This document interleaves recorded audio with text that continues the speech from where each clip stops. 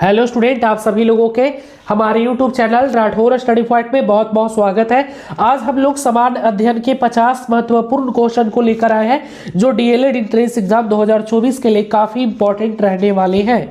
तो चलिए स्टार्ट करते हैं आज के क्लास को। अगर चैनल पर पहली बार आए हैं तो चैनल को सब्सक्राइब करिएगा, और अगर आप डीएलएड के कंप्लीट तैयारी करना चाहते हैं सारे विषय का, तो इस ऐप को प्ले स्टोर से डाउनलोड करके आप हमारे लक्ष्य बैच को ज्वाइन कर सकते हो, जहां पर आपकी सारी विषय की कंप्लीट तैयारी करवाई जाएगी। कोर्स का फी अभी बहुत ही कम है, 1 जनवरी के पहले मात्र आपको 299 में ज्वाइन कर सकते हो।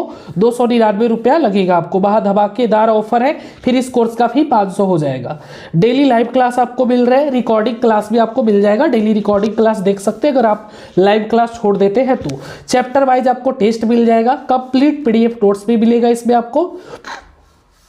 डेली डीपीपी सीट मिल जाएगा आपको, ऑल सब्जेक्ट का ई बुक भी आपको प्रोवाइड किया जाएगा। और अगर आप लोग चाहते हैं कि इस क्लास का पीडीएफ आपको मिले तो आप हमारे व्हाट्सएप ग्रुप से जरूर जुड़ जाइएगा। इस पर व्हाट्सएप करके जुड़ सकते हैं। और जिनको कोर्स खरीदना है तो इस नंबर पे आप लोग व्हाट्सएप करके इंक्वायरी ले सकते हैं, कॉल भी कर सकते हैं इस नंबर पे। और ऐप है, ऐप डाउनलोड करके कोर्स खरीद लीजिए, लक्ष्य बैच 2024 डीएलएड वाले।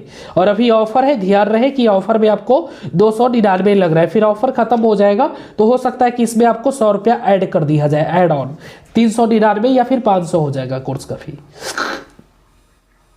भारत में वित्तीय वर्ष होता है, भारत में वित्तीय वर्ष होता है, बताइए।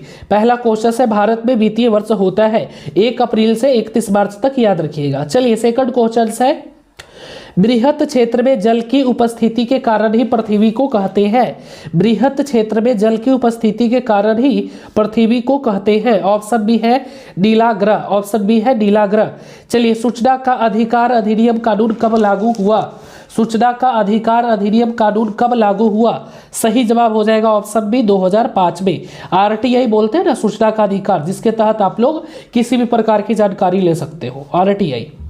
वर्तमान में नेपाल की शासन प्रणाली क्या है? तो लोकतांत्रिक है ना नेपाल, और नेपाल एक ऐसा देश है जो कभी किसी देश का गुलाम नहीं रहा। चलिए, राजनीतिक दलों की मान्यता और उसका चिन्ह किसके द्वारा प्रदान किया जाता है? जैसे राजनीतिक दल है, जैसे जदयू है, जैसे आपका एनडीए है ना, एनडीए सॉरी, जैसे आपका जदयू है, बीजेपी है ना, आरजेडी है, बहुत सारी पार्टियां हैं, छोटी छोटी पार्टी, बड़ी बड़ी क्षेत्रीय पार्टी, एक होती है राष्ट्रीय पार्टी। जैसे अगर क्षेत्रीय पार्टी बोला जाए तो जदयू हो गया, एक क्षेत्र तक सीमित है, आपका आरजेडी हो गया, ये सब क्षेत्रीय पार्टी है। और अगर राष्ट्रीय पार्टी बोले तो राष्ट्रीय पार्टी आपका हो गया कांग्रेस हो गया, है ना, बीजेपी हो गया, ये सब राष्ट्रीय पार्टी है। देखिए, राजनीतिक दलों की मान्यता, जैसे राजनीतिक दल है उसका मान्यता और उसका चिन्ह किसके द्वारा प्रदान किया जाता है? तो ये किया जाता है निर्वाचन आयोग के द्वारा, इलेक्शन कमीशन के द्वारा। चलिए 6 नंबर क्वेश्चन है, भारतीय संविधान के अनुच्छेद 19 में देश के सभी नागरिकों को मूल अधिकार दिया गया है ना। तो 19 में स्वतंत्रता का अधिकार दिया गया है ना, स्वतंत्रता का अधिकार दिया गया है, याद रखिएगा, स्वतंत्रता का अधिकार। जैसे बोल सकते हैं, घूम सकते हैं, इसी में मीडिया को स्वतंत्रता है, इसी में आपको भोजपुरी लोग जो इतना गायक गंदा गंदा गाना बनाता है वो भी इसी आर्टिकल का प्रयोग करता है और बोलता है कि हमको फ्रीडम है ना, हम आज़ाद हैं, हम कुछ भी कर सकते हैं। तो ये मूल अधिकार है, जिसका अगर दुरुपयोग होता है, अगर आपका कोई मूल अधिकार का शोषण होता है तो आप 32 आर्टिकल में सुप्रीम कोर्ट और 226 आर्टिकल में हाई कोर्ट भी जा सकते हैं, ठीक है, डायरेक्ट। चलिए नेक्स्ट क्वेश्चन है, टीपू सुल्तान शासक थे। टीपू सुल्तान कहाँ के शासक थे? तो ये मैसूर के शासक थे, याद रखिएगा। बहुत इंपॉर्टेंट है, इसका पीडीएफ आप लोग डाउनलोड करके अच्छे से पढ़ लीजिएगा, कंप्लीट तैयारी करिए।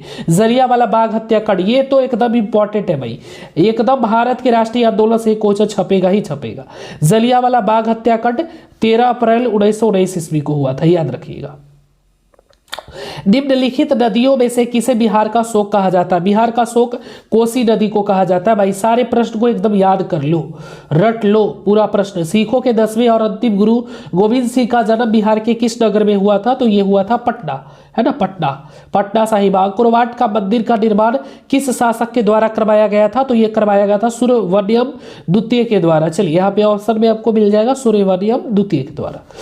पंचायती राज व्यवस्था सर्वप्रथम किस राज्य में लागू हुआ था? तो ये हुआ था आपका राजस्थान में, याद रखिएगा। चलिए नेक्स्ट है, योजना आयोग को भंग कर कौन सा आयोग बना? योजना आयोग को भंग करके नीति आयोग बना है ना, 2015 में ये बना था, याद है मेरे को, जहां तक नरेंद्र मोदी ने ही इसका नाम चेंज किया था, है ना। योजना आयोग का गठन कब हुआ था? तो ये 1952 में हुआ था या 50 में, मैं कन्फर्म नहीं हूं, बट इसी पर हुआ था, है ना, शायद 1952 में हुआ था, मैं कन्फर्म नहीं हूं। पर योजना आयोग का जो गठन हुआ था 1952 में या 52 में हुआ देश की आज़ादी के बाद या 51 में, मैं कन्फर्म नहीं हूँ, एक बार देख लेना, आ सकता है। और योजना आयोग को भंग करके कौन सा आयोग बना? तो नीति आयोग बना, इसको ध्यान में रखना। निम्न में से कौन बीमारू राज है? बीमारू राज है, तो बीमारू राज है इनमें से सभी, बिहार, एमपी, उड़ीसा, सब बीमारू राज है, याद रखिएगा, ठीक है। देखो इसी में है बीमारू, BI से बिहार हो गया, MA से मध्य प्रदेश हो गया, RU से MA से, और U से आपका उड़ीसा हो गया, तो इसी में नाम में छुपा हुआ है, ठीक है। इनमें से सभी हो जाएगा बीमारू राज, ठीक है। चलिए नेक्स्ट क्वेश्चन है, भारतीय जनता पार्टी की स्थापना कब हुई? बीजेपी की स्थापना 1980 में हुआ था, याद रखना, भारतीय जनता पार्टी, BJP। चलिए अंतर्राष्ट्रीय महिला दिवस किस तिथि को मनाया जाता है?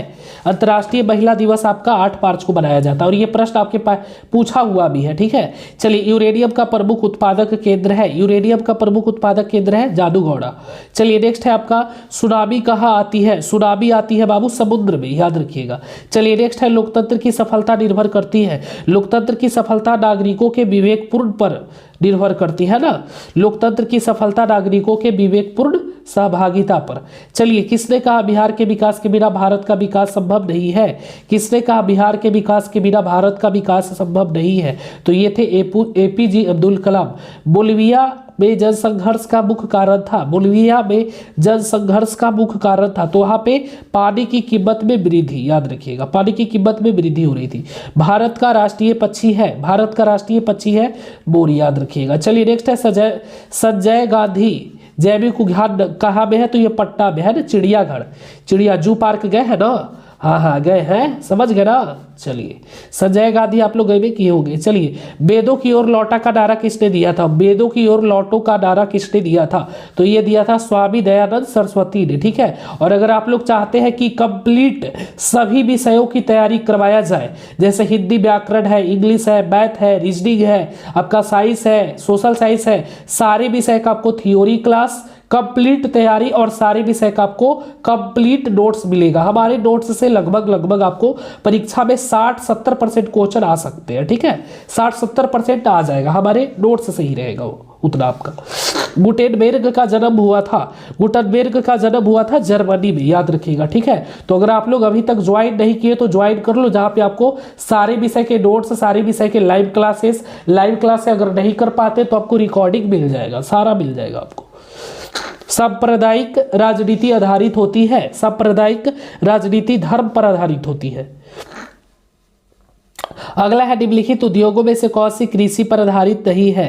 कृषि पर आधारित नहीं है, बताइए। तो ये है सीमेंट, बाकी तो सब कृषि से आधारित है। सूती वस्त्र, चीनी, जूट, ये सब तो आपका कृषि पर आधारित है, सीमेंट छोड़ के। वार एंड पीस किसकी रचना है? वार एंड पीस किसकी रचना है? तो यह है लियो टॉल्स्टॉय की।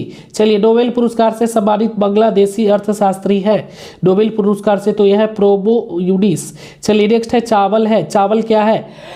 चावल है खरीफ फसल, खरीफ फसल, याद रखिए, ठीक है। नई आर्थिक नीति में किसे सम्मिलित नहीं किया गया है? नई आर्थिक नीति में किसे सम्मिलित नहीं किया गया है? तो नियंत्रित अर्थव्यवस्था, नियंत्रित अर्थव्यवस्था। सौर ऊर्जा निम्नलिखित में से कौन सा संसाधन है? तो सौर ऊर्जा है मानवकृत, है ना, सौर ऊर्जा ये मानव के द्वारा ही बनाया गया ना सौर ऊर्जा भाई। चलिए WTO विश्व व्यापार संगठन की स्थापना किस वर्ष हुई? WTO की स्थापना 1995, याद रखिएगा, ठीक है। सारे प्रश्न को आप कॉपी में नोट करिए, नहीं तो PDF लीजिए और सारे प्रश्न को एकदम रट जाइए। चलिए Tata iron and steel company की स्थापना कब हुई थी? तो ये हुई थी 1907 ईस्वी में। अगला क्वेश्चन है आपका, किसने कहा संसाधन होते नहीं बनते हैं? संसाधन होते, तो ये जिमरमैन ने कहा था, ज्योग्राफी का क्वेश्चन है। इनमें से कौन सा संस्थागत वित्त का साधन है? इनमें से कौन सा संस्थागत वित्त का साधन है? सही हो जाएगा ऑप्शन सी, व्यवसायिक बैंक। चलिए नेक्स्ट है, राष्ट्रीय विकास परिषद का गठन कब हुआ था? राष्ट्रीय विकास परिषद का गठन 1952, याद रखिएगा, 1952 ईस्वी में। चलिए नेक्स्ट क्वेश्चन है, सविनय अवज्ञा आंदोलन किस यात्रा से शुरू हुआ? सविनय अवज्ञा आंदोलन दांडी से शुरू हुआ था 1930 ईस्वी में। ठीक है, चलिए नेक्स्ट क्वेश्चन है आपका, निम्नलिखित में से किसको प्राथमिक क्षेत्र कहा जाता है? निम्नलिखित में से किसको प्राथमिक क्षेत्र कहा जाता है? तो कृषि क्षेत्र को, याद रखिएगा। चलिए नेक्स्ट है, प्राथमिक ऊर्जा का उदाहरण कौन सी नहीं है? प्राथमिक ऊर्जा का उदाहरण कौन सी नहीं है? तो ऑप्शन बी विद्युत। चलिए नेक्स्ट क्वेश्चन है, संचार का सबसे लोकप्रिय साधन है? संचार का सबसे लोकप्रिय साधन है सार्वजनिक टेलीफोन, याद रखिएगा, संचार कम्युनिकेशन का। चलिए जवाहर रोजगार योजना लागू हुई, जवाहर रोजगार योजना 1989, याद रखिएगा 1989। चलिए नेक्स्ट क्वेश्चन है आपका, काली मिट्टी उपयुक्त है? काली मिट्टी उपयुक्त है, बताइए। काली मिट्टी आपका कपास के लिए उपयुक्त है, याद रखिएगा। मिट्टी से तो क्वेश्चन आता ही आता है, ठीक है, जलोढ़ मिट्टी, काली मिट्टी, है ना, रेगुर मिट्टी, सारा कुछ याद कर लेना, आपको बढ़िया से हम करवा देंगे। ज्योग्राफी में हम इसका थ्योरी क्लास भी आपको पढ़ा दिए। जो भी पैड कोर्स के स्टूडेंट है ना, वो जाके जीके वाले में क्लिक, जीके नहीं सोशल साइंस वाले पे क्लिक करिएगा, तो वहां पर आपको मिट्टी का 2 से 3 क्लास मिलेगा थ्योरी का, उसको करिएगा, ये चैप्टर आपका पूरा कंप्लीट हो जाएगा। तो अगर आप भी चाहते हैं सारे विषय का कंप्लीट तैयारी, तो आप हमारे पैड कोर्स को ज्वाइन कर लीजिए, लक्ष्य बैच को, जिसका फी बहुत ही मिनिमम है, 299 है। ठीक है, चलिए दाल किस पौष्टिक अंश का स्रोत है? दाल से हमें क्या मिलता है बाबू? प्रोटीन। सबसे ज्यादा प्रोटीन हमें सोयाबीन से ही मिलता है, याद रखिएगा इस चीज को भी। भारत सरकार ने सूचना का अधिकार अधिनियम कब पारित किया? सूचना का अधिकार अधिनियम पारित किया 2005 में, याद रखिएगा, RTI जिसको बोलते हैं। चलिए भारत में कितने राष्ट्रीयकृत बैंक है? तो भारत में बाबू कितने राष्ट्रीयकृत बैंक है? 19, याद रखिएगा 19 राष्ट्रीयकृत बैंक है। चलिए नेक्स्ट क्वेश्चन है, भारतीय जनता पार्टी का चुनाव चिन्ह क्या है? भारतीय जनता पार्टी का चुनाव चिन्ह है कमल का फूल, कमल का फूल। मानव पूंजी के मुख्य घटक है, मानव पूंजी के मुख्य घटक है इनमें से सभी, ज्ञान, कौशल, अनुभव। चलिए नेक्स्ट क्वेश्चन है, कार्ल मार्क्स का जन्म कहाँ हुआ था? कार्ल मार्क्स का जन्म कहाँ हुआ था? कार्ल मार्क्स का जन्म हुआ था जर्मनी में, याद रखिएगा। चलिए नेक्स्ट क्वेश्चन है हमारा, सेफ्टी लैंप का आविष्कार किसने किया? हम्फ्री डेवी, याद रखिएगा। ठीक है, तो चलिए हमने आपको सोशल साइंस यानी सामाजिक अध्ययन के 50 क्वेश्चंस को करवा दिया है, जो कि आपके परीक्षा के लिए काफी इंपॉर्टेंट है। इन सभी प्रश्न को आप अच्छे से याद कर लीजिएगा, कंप्लीट तैयारी कर लीजिएगा अच्छे से। चलिए इसका PDF लेने के लिए आप हमें व्हाट्सअप करिए, व्हाट्सअप करके आप हमारे व्हाट्सअप ग्रुप से जुड़ जाइए। ठीक है, गर्ल्स के लिए हमारी श्रेणियों के अलग ग्रुप है और बॉयज के लिए अलग ग्रुप रहेगा। ठीक है, तो जो भी हमारी श्रेणी है व्हाट्सअप करके जरूर जुड़ जाइए, वहां पे आप सारी विषय का टेस्ट भी लगा सकते हो। चलिए इस पे व्हाट्सअप कर लेना है 95 70 64 25 12। धन्यवाद।